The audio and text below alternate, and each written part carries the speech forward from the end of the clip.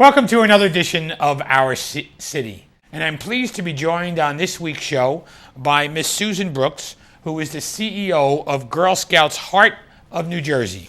Miss Brooks, welcome to the show. Thanks very much, Mayor. It's great to be here. Yeah, it's very good to be here. There's a few other things going around the city of Elizabeth this week. I need to talk about it. It's on the next page, and I missed it, so I'm going to keep going here. Go right ahead. At 7 o'clock on Thursday is the Elizabeth Portugal Day Committee wine tasting. This event will feature a cultural exhibit of various artists from the Portuguese community, as well as various wines from Portugal. This event will be located at the Arches Hall, Our Lady of Fatima Parish at 953 Bond Street. For more information, call 908-875-6098. And Saturday, April 6th of this week at 9 o'clock, the Elmore Youth League Parade will kick off, and I'll be there marching as I always do. We'll start behind school number 12 on Baker Place, proceed down Springfield Avenue to Westfield Avenue, and then to the Hanratty Fields located at 914 Westfield Avenue. A brief ceremony will be held, and then we'll throw out the first ball for the 2013 Little League season. So if you need information, please call our Public Information Office at 908-820-4124. And Susan, welcome back to the show. Oh, thank you very much. Sorry, I messed up there in the beginning, but No that always worries. happens, right? Sometimes. Tell us a little bit about yourself first. Well, I run a Girl Scout Council here in New Jersey. It's one of 4. There used to be 11, and about 4 years ago we merged all of our different councils across the country. We started with 325, and now we're down to 112. I came out of the corporate world, both AT&T and Motorola, but I've always been a Girl Scout. My daughter's a Girl Scout. My son was an Eagle Scout.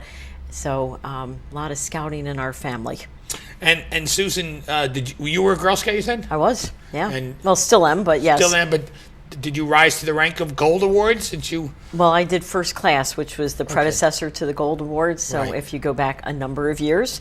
There was no Gold Award. There was no Gold Award. So It I'm was first dating you, class. and I shouldn't do that, right? I'm sorry. I apologize. No, that's actually, as long as I didn't have the Golden Eaglet, which would be really dating me because that's from back in the 30s. So I don't think I'm quite there yet. But the predecessor was the first class award. Okay, and your daughter went through Girl Scouts as well? Daughter went through Girl Scouts all the way through senior year of high school, and she achieved her silver award. And I understand that your daughter's in Girl Scouts as well. She is, and I just got done hand delivering last week about 180 boxes of Girl Scout cookies. Oh my goodness! Well, that's excellent. Thank you. Thank Is you, that daughter. a good number for her to sell? That is very good. Well, what grade is she in? She's in the 7th grade. 7th grade. For 7th graders, that's pretty darn good because usually they lose interest around that time. So the fact that she's still involved is pretty awesome. Well, my daughter kind of goes from event to event. She lives for the moment. Good. So if she's still interested next year, she'll be in Girl Scouts again in her 8th grade. Well, that's one of our challenges with the older girls, which is how do we move with them? And we are considered a movement with a capital M, so we try to move at the speed of girls. And because they're zipping around all the time and texting and Skyping and on Facebook, we always have to Especially find things in that'll today's keep world, their right, interest. Susan? Absolutely. Did you know the Girl Scout cookies used to be made in Elizabeth? I did know that from the William Berry Company. You did? So when I was a girl and I was growing up in the southern part of New Jersey, I couldn't wait to get the cookies because they were like pretty darn yummy. Well, I grew up not far from the Burry's biscuits, which Really? is what it was called. Yeah, about Okay. 5 blocks away, and we can always tell when it was going to rain because you could smell the cookies. Yeah. Which meant the clouds were really low. Yeah. And that's how we measured before Lonnie Quinn and all these weathermen. We were able to figure that out on our own. Just smell the cookies. Oh yeah, and they still taste great. Yeah. They, I don't know where they're made now, but they're not made in Elizabeth anymore. But No, they have plants in Kentucky for one of our bakers, and then Right. there's another baker. They bake in, oh my goodness, out of state. out of state. But we actually, in one of our offices, we have a coal bucket that was given to us by the Berry family, celebrating the fact of cookies. Well, tell us about the Girl Scouts Heart of New Jersey. Our council mayor, as I said, was conceived in 2008, and we merged 3 councils, Greater Essex and Hudson, what was Washington Rock that served the community of Elizabeth, and Rolling Hills Council. So we serve 138 communities from the Delaware to the Hudson. How many girls? Over 25,000. and over 11,000 adult members. And here in Elizabeth, we have about 145 girls and around 92 adult members. So this is a paid job for you then, right? It is paid this job is for me. something you do, right? I mean, this is your Yes. livelihood. It is my livelihood, and also that of my staff. I have 54 other staff You that do? serve the counties. We're in 7 counties, the lower part of Warren, all of Hunterdon, Somerset, Union, Essex, Hudson, and the top part of Middlesex. Well, I'm honored you took the time to be on my show with your schedule. This Well, is, I originally had a plan to meet all the mayors in all of my communities, and I figured out that I would never get there, so I they'll appreciate change. the They'll opportunity. consistently change. Yeah, you could still do that. I mean, Yeah, so I have to vote you I've in been here so a that long you'll time. stay. I've been here 21 years, so hopefully I'm not going to change. Oh, but this is good. Some of these other folks, yeah, they could change it. You've been involved in the Girl Scouts since you were a little girl then? Since I was Did in you ever first grade. leave, like when you got married? Did you take a hiatus? I did. You did? My junior years of Girl Scout, which is 4th, 5th, and 6th grade, the meetings were held after school, and both my parents worked. My dad was in the service, and my mom was in administrative work, and there was no way to get home from the meetings, so I couldn't go. And then when I moved again with my parents, I ended up as a cadet scout and a senior scout, and then finally went to college and got involved in all different kinds of things, and then got married. And then when I had my daughter and son, I have twins, then I actually ended up getting involved with my daughter when she was in 1st grade. Did your son do Boy Scouts? He did, and he did. went all the way to Eagle Scout. He did? Yeah, Oh, he so did. you're a Scout-driven family. We are a Scout-driven family, which is interesting because my husband was never a Boy Scout, but Neither he was got right I. into it. Weren't you? No, I was a Oh. Cub Scout. But Cub I Scout? never wanted to do that camping stuff. Yeah. Yeah, it just didn't attract to me at 13 and 14. I never wanted to do that. Yeah, but the Cub Scout is good. You had a den mother, Yeah, right? I did. I had a den mother, yeah. Yeah. Well, one of my best friends in grammar school's mother, Mrs. O'Leary was her name. Oh, very nice. Yeah, so it was fun. Yeah. We used to go to her basement. We used to make stuff and hang out with a bunch of kids Hang from out. school. Did Yeah, you do the little Pinewood Derby? yeah, too? we did stuff. I never did that. Oh. Yeah, it wasn't that adventurous, I guess. Oh. Well, I had a great Girl Scout experience as a kid because we lived in a neighborhood when I was little that wasn't really very diverse, but yet my first Scout leader was an African American woman. And then my last Scout leader was a lieutenant colonel in the Air Force, and he was Ooh. a he. And he had 2 daughters in our troop, and he was our leader. He was a Girl Scout leader. He was Girl Is Scout that leader. allowed? It is allowed. And nowadays, what you do is it's allowed, but you have to have a co-leader with you. But back when I was coming through Girl Scouts, everybody just kind of did their own thing, and you had one leader. And you had adult helpers, people that were family members. Yeah, I like guess that. if you had daughters in it, I mean, I don't envision myself being a Girl Scout leader. I can, Yeah. But he had 2 daughters, and he had no sons, and he was a very cool leader. I mean, Yeah. we went on camping trips, and he gave us a lot of latitude, Mayor, because he was lieutenant colonel in the Air Force, so he was used to working through others, and that taught us how to do that. Right. That was pretty darn cool. But today you have to have a woman on camping trips, right? Absolutely. Yeah, you can't. Can't just have a male, no. and you can't just have one female either. There always have to be 2 leaders. Oh, there does. That's good. Yeah. And Susan, what most influential Girl Scout leadership experience you had growing up? Was this it? We just talked about it, or was there another one? Well, through that experience, I actually was interviewed and became a member of the board of directors of that council as a senior Girl Scout. So I was able to work with the adults that were driving the council, and half of it at that age, it goes over your head. But they were really good because they would always ask my opinion and what did I think about things. And they really tried to get the girl point of view, which I was happy to give them. And they were happy to hear it. Can't imagine. Yeah, and they were happy to hear it. So that was probably the pinnacle of it. That and the first class award. And Susan, getting involved in Girl Scouts, I guess watching other girls that may struggle with peer relationships, the Girl Scouts is something to help build on solid peer relationships. It very much is, and that's one of the things that we also bring along to parents as an attribute. We have a great anti-bullying program that we do, and that's the other side. That's kind of like the see-me side of relationship management. But on the positive side, we give girls really, it sounds trite, but courage, confidence, and character. And we give them the tools to be able to deal with their emotions and any situation that they find themselves in, because it's very difficult as you go through the stages of girlhood, just trying to make your way in the world, just as it is with boys. Well, 12, 13, and 14, and I'm going through that now with a daughter. It's tough. Yeah, It's I mean, very one day tough. she loves me, the next moment she's like, "Why are you here?" Exactly, Yeah. and at Is the this same normal? time, yeah, it is normal, and they need that steady hand, Mayor, and they need to know that you love them. That's really what the bottom line is. That's unequivocal, but it's Yeah. but it's just the emotions, I guess, is what we're dealing with now in our house. Yes. Yeah. So, Yeah. I want to talk about the Girl Scout cookie program in a few minutes, but the actions the girls learn in 5 skills. What are they? Business ethics, decision making, goal setting, people management, and I think I always forget the 5th one. All right, business ethics, decision making, financial management, goal setting, people Probably skills. teamwork. There you go, yeah, 5. Yeah, Yep, teamwork and those are people the 5. skills. Even I'm not even a Girl Scout. Could Thank you very probably much figure for that that. one out. Susan, we're going to take a break, but I want to see how we use those 5 skills in selling Girl Scout cookies, which Sure. everybody in the country always looks forward to. Yep, be happy to tell you. Please stay with us after these messages. I'll be back with more with Susan Brooks and the Girl Scouts of New Jersey. Welcome back to our city, where I'm joined by Miss Susan Brooks of the Girl Scouts Heart Council of New Jersey. Susan, welcome to the show. Welcome back. Thank you. Now, Girl Scout cookies. I just got done saying my daughter sold 180 boxes. You think that's good, but what is the program overall? Why do they do it? It's been going on for as long as I can remember. It has been, and one of the virtues of it, Mayor, is it really gives girls the opportunity to learn the 5 basic skills.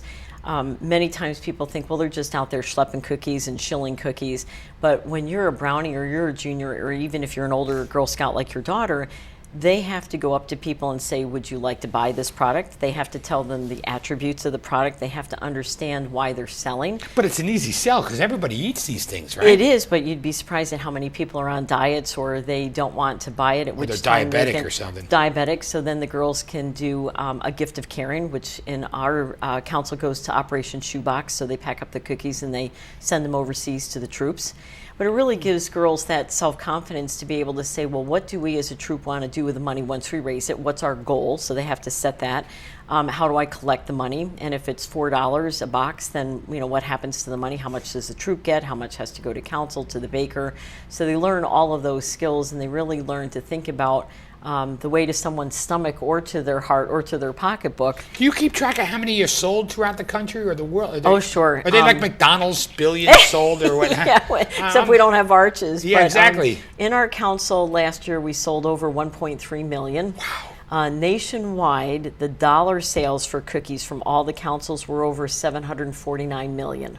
Wow. So it's a huge business. So worldwide, it's probably over $1 billion. There's Girl Scouts in other countries, right? They don't sell cookies, though. They so don't? It's really a domestic thing that we Oh, it do. is? Yeah. Canada So, sell cookies or no? No. No, just United States. Just United States, yeah.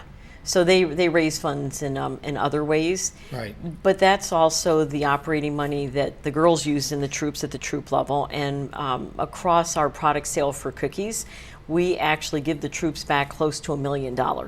So what the girls earn in proceeds, what they earn in incentives, so if they want a stuffed animal or something like that. Yeah, the girls get some. about So $1 the million. 180 boxes, my daughter's council gets some of that money.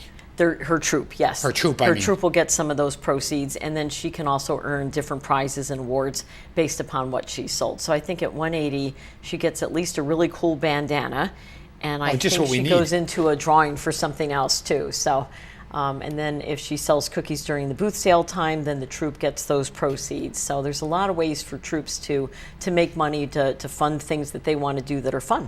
Now the window of selling cookies is what, January to March? Is that standard January. throughout the country, or is that just here? No, it's pretty standard now. We were one of the last councils in the country to move from having a fall sale and a spring sale. You can't sell both, but before our councils merged, we had one part of our council that was still selling in the fall, but now our whole council sells in the spring, which is what the majority of councils across the country do. Yeah, because some people were actually getting them in January and early February, and everybody was asking me when When the my cookies delivery are. was coming, and that started last week. Yeah. Now, in some cases, some councils do a direct sale. So as soon as they order the cookies, they get the cookies, and when they go door to door, they have the cookies there for you. And we've contemplated that because people want the cookies. They're hungry, and they say, well, do you have them now? It's like, no, you have to wait. So it's just like a grocery store. I'd much rather go in and get the product. Are the girls allowed to sell them online? They are allowed to get pledges from people online, but they can't sell online or take money online. So they can write their aunties or uncles or cousins and say, would you buy cookies from me? But that's as far as we've gotten as a movement in allowing the girls to use the online channel. Okay, so because that really defeats the purpose of the 5 skills you were talking about, right? Exactly, because then they only get the one skill, which is writing and reaching out to people, but they really don't get that human interaction, touch face to face, Right. and learn those valuable skills. Is there another way to support the cookie program without actually buying cookies? You kind of hinted at that earlier, where people may be diabetic. You said something. Yes, so they can still purchase a box of cookies, but what we do is we then donate those boxes of cookies to Operation Shoebox, which is based here in New Jersey, and they pack up all kinds of toilet articles and things that they think the troops overseas, the military troops overseas, can use, and they try to put a box of Girl Scout cookies in every one of those packages. So last year, I think that number was probably close to 20,000 boxes of cookies that the people who donated them in all of our communities gave to Operation Shoebox. Oh, I got to tell you, I don't think I'd ever be donating. I'd be buying, but I don't think I'd ever be donating those cookies. Yeah, it's really that's a tough sale. But they go sometime. as fast as soon as they get in the house, they're gone. I mean, they're eating the Thin Mints. The Thin Mints, and you have to freeze them because the Thin Mints are I just know, kind of like they just frozen, go right in. Right. Yeah. And unsold box, does that happen? Unsold boxes of cookies? We do get unsold boxes of cookies. How does that happen? Sometimes, Because we got to take a specific pledge and money, and then we only order what we. How does that happen? In the past, how it would happen, Mayor, is sometimes troops would sign up to do a booth sale, and maybe the weather was really, really bad, or most of the girls were sick because the flu was going around, and they would leave the cookies with us because they hadn't purchased them yet for a booth sale, and so we would have leftover boxes of cookies. And what we do with those is we use them up at camp for snacks. So we have 2-day camps and a resident camp, and then this past year we donated them to a lot of shelters, and then also domestic violence shelters for women, so that they can always use those to feed their clients as they come through with, like a little treat that keeps them happy. Is there anything the council does to celebrate cookie season? Do you run sure. Commercials? We do. So at the national level, they run cookie commercials. And back in February, we had the first National Cookie Day, and we had a lot of advertising going then. We also had in January National Cookie Sleepover. So our cookie company streamed in live rally materials, and we had close to 200 girls up at Camp Hoover that did a sleepover. We had some girls at Mother Seton High School that spent part of the evening in Clark, doing cookie things and wearing their PJs and having fun. So we try to make it really fun for the girls, because it's work for them. And while they're building the skills, you want them to have fun. So we're always trying to think of ways of how to. My daughter did that Camp Hoover experience. Did she? The once Camp Hoover sleepover didn't go so well, but the one her mother went on, it went better. Oh, that's good. Yeah. Well, she must have been younger, because sometimes it's tougher. Yeah. And when the moms come, it makes it a little bit easier. Yeah. It's out in the woods somewhere, I guess, right? It is. It's up in Middleville. Is it group cabins? It's group cabins, and then there's also platform tents. So they have 4 girls in a tent. And it's a great camp. It covers, now, are there chaperones in the cabins, or Girl Scout leaders in the cabins? Is that usually it's the adult volunteers that are coming that have chaperoned, and then of course we have our camp staff that's on site during any time that the girls are there, and they work with them as well. And how does that work? Do they bring their own food up at Camp Hoover and everything? They can do both. They can bring their own food and pack it in, or they can say, Council, we'd like you to cook the food, and then they pay a little bit extra for the weekend, and then we have people come in and make hot dogs or sloppy joes or things that we think the girls will like.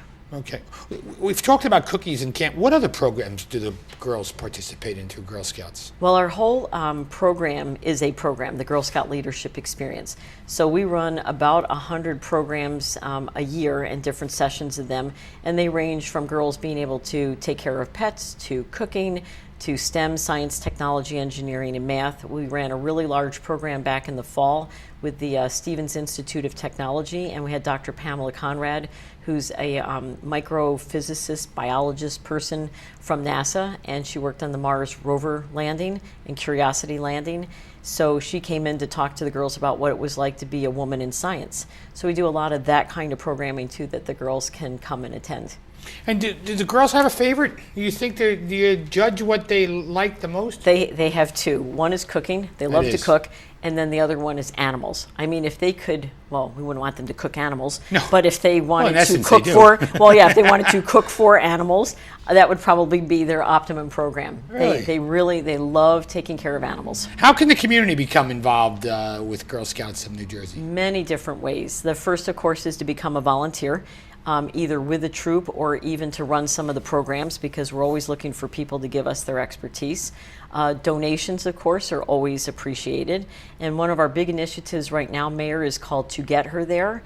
and it's a cause-related marketing campaign and constituency campaign at all levels, the local, state, and national, both at the government level and in the community level, to have balanced leadership within one generation.